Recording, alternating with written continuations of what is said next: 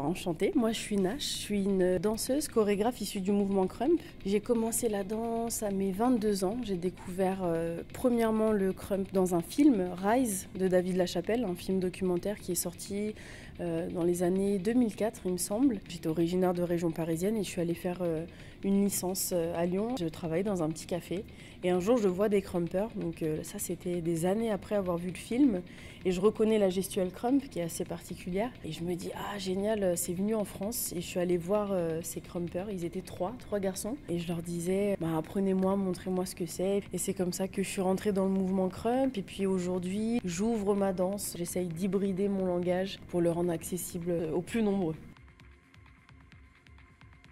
Alors Krump, c'est un acronyme. Ça veut dire Kingdom Radically Uplifted Mighty Praise, en français littéralement un royaume radicalement surélevé avec une notion d'élévation à une adresse puissante, à une prière engagée. C'est un mouvement plutôt revendicatif qui est né du début 2000 à Los Angeles, dans le quartier de Watts, dans des quartiers sensibles avec des populations qui vivaient de grandes inégalités, qui étaient victimes de violences policières. Et les premières images qu'on voit dans Rise, c'est justement l'historique de ce quartier où il y a eu de nombreuses émeutes. Et en fait, des jeunes à un moment qui sont sortis, qui se sont mis à mimer des scènes de violence contre des voitures, on nous plaque, on nous cogne. Et c'était en fait des jeunes qui venaient dénoncer ces violences-là à travers le corps. Et c'est devenu des groupes de jeunes qui se réunissaient pour danser.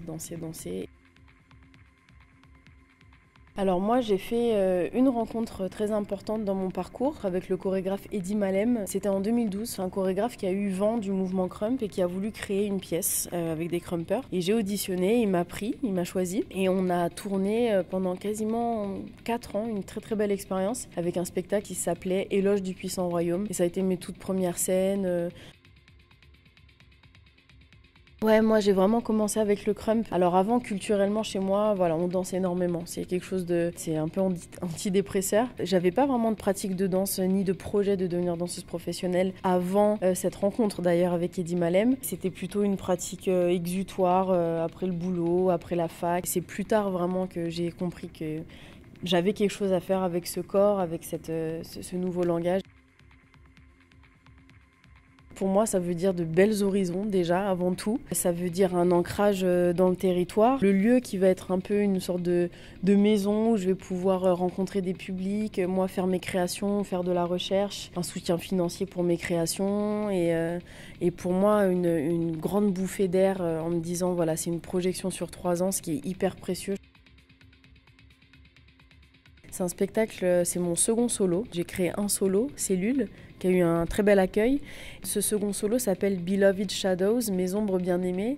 Et je l'ai créé après avoir passé 6 mois au Japon. Donc j'y parle en fait de ma relation aux fantômes et aux fantasmes. J'ai un sorte de fil directeur qui est le désir de la femme que j'essaye d'explorer. Et pour me retrouver sur les réseaux, c'est Nash avec un C. Keep on, de l'anglais to keep on, rester en mouvement, donc sur Facebook et sur Instagram.